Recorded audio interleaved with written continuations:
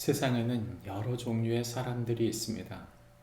그리고 그 사람들이 모여 사는 각 마을마다, 도시마다, 그리고 나라마다, 족속마다 그들만의 문화와 그들이 가지고 있는 특성들이 다 다르게 되어져 있습니다.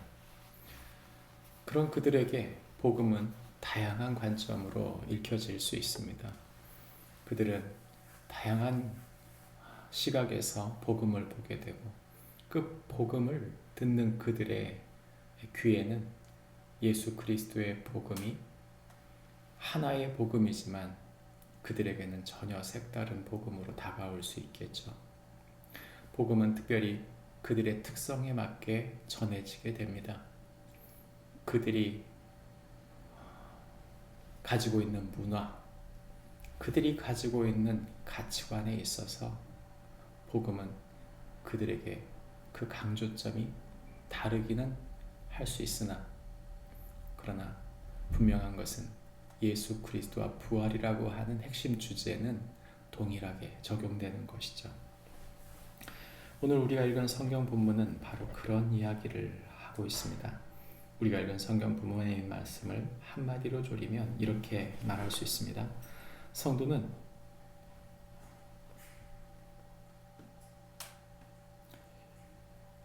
성도는 믿어야 할 사람들의 특성을 따라 그에게 맞게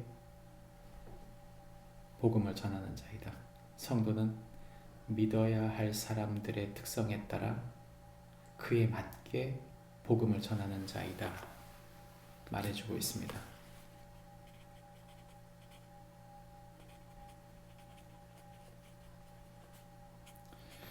우리가 전하는 복음은 그들이 가지고 있는 그들의 문화와 동화되는 맥락을 가지고 있습니다.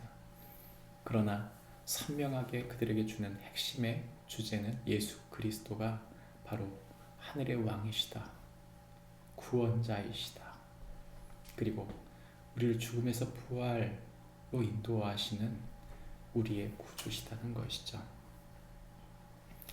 우리가 읽은 성경 본문의 말씀을 좀 나누어 생각해 보면 17절부터 21절까지의 말씀은 우상이 가득한 에덴 사람들과 변론하는 바울을 볼 수 있습니다.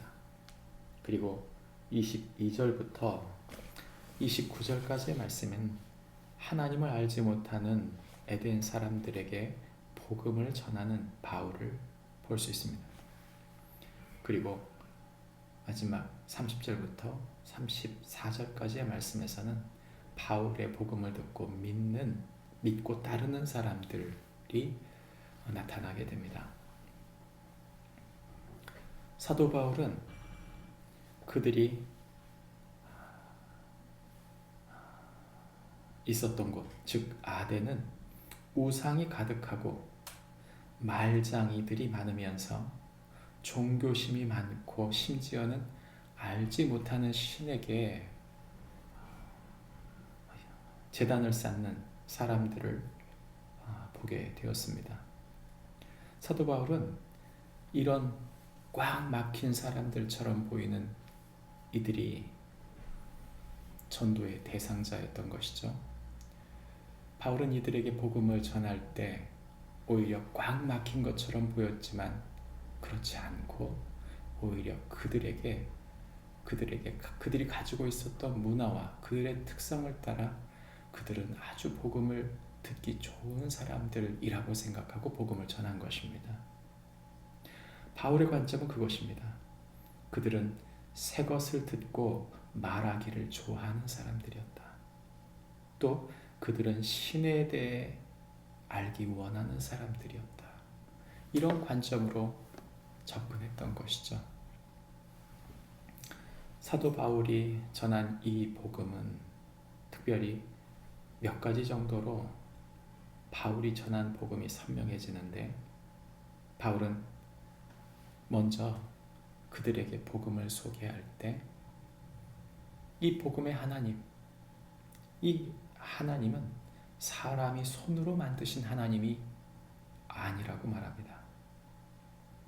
금이나 은이나 돌에다 사람이 기술과 고안으로 새긴 것들과 같이 여길 것이 아니라고 말함으로써 인간이 만든 신이 아니라 오히려 그 하나님은 이 세상을 창조하신 생명의 주인이시다 말씀합니다.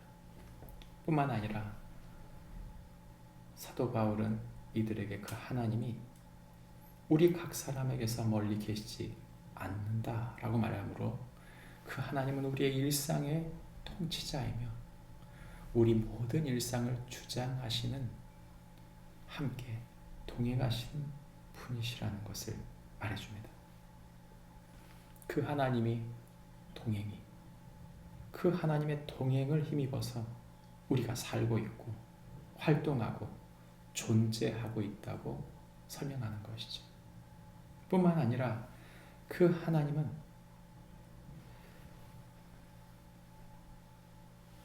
하나님을 알지 못하는 그 시대에는 간과하고 계셨다. 회페레이로라고 말하는 이 간과라고 하는 30절의 단어는 너그럽게 보아주셨다. 벌하지 않으셨다 말합니다. 하나님은 기다리고 계셨다. 하나님은 하나님을 알지 못하는 그 사람들에게는 당신이 벌하지 않으신다. 그런데 이제는 이 복음을 전하는 지금부터는 그 하나님은 이 메시지를 듣는 사람들에게 있어서 공의로 심판하는 하나님으로 등장하고 있다고 말하면서 동시에 예수 그리스도의 부활을 통하여 사람들이 이제는 믿음을 가질 수 있도록 충분한 증거를 주셨다고 말하는 것이죠. 하나님을 알지 못하는 사람들은 어떻게 됩니까? 이런 질문을 우리가 종종 받게 되는데 성경은 우리에게 로마서 1장에서 그들의 양심이 바로 심판의 기준이 된다고 말합니다. 뿐만 아니라 오늘 성경에서는 하나님이 그들을 너그럽게 보아주셨다 말하므로 하나님은 지금까지는 그들을 복음을 듣지 못한 이들에 대해서는 그렇게 벌하지 않으셨다는 거죠. 그러나 선명한 복음이 드러났다는 말은 이제는 죄와 이제는 그 하나님이 드러났기 때문에 그 구원자, 생명의 구원자가 그 복음이 들려졌기 때문에 이제는 더 이상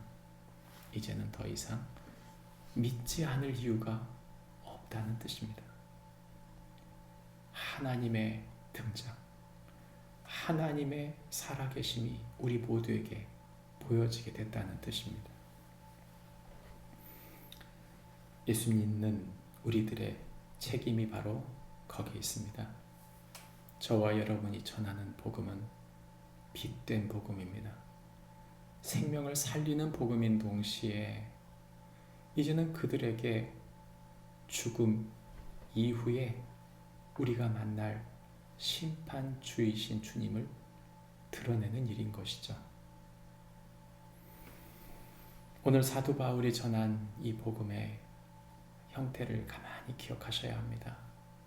우리가 전하는 복음은 무엇인가?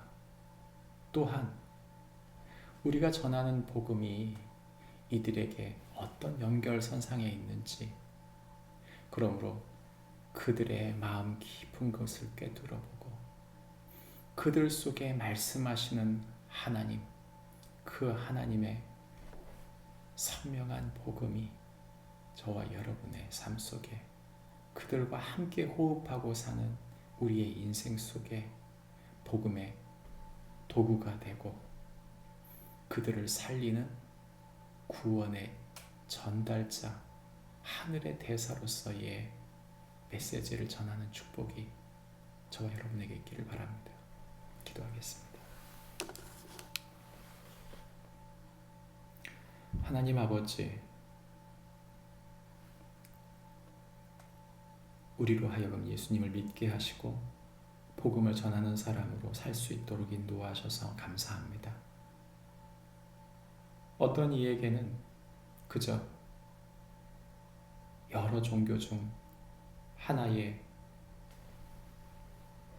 형식으로 보일 수 있습니다. 그러나 기독교는 결코 종교가 아니며 이 세상 모든 것을 주장하시는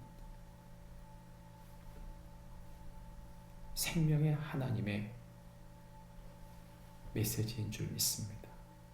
주님께서 우리를 통하여 전하시고 싶어 하시는 이 부활의 생명의 복음이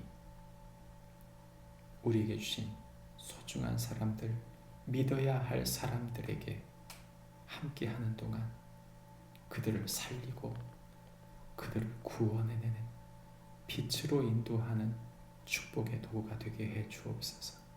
예수님 이름으로 기도합니다. 아멘. 하늘에 계신 우리 아버지여, 이름이 거룩